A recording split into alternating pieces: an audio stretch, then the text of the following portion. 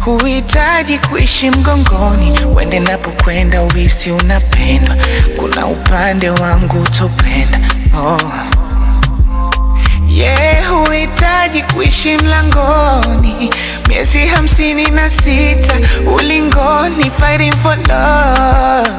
Navyamini amani, mhanga wa malindo, usilinde sana huifurahi. Amani ishi, usilinde sana, usilinde. So don't be so emotional, don't take it personal. You can try again later, sometimes it's all about the paper. This life of maturity, no love, no days opportunity.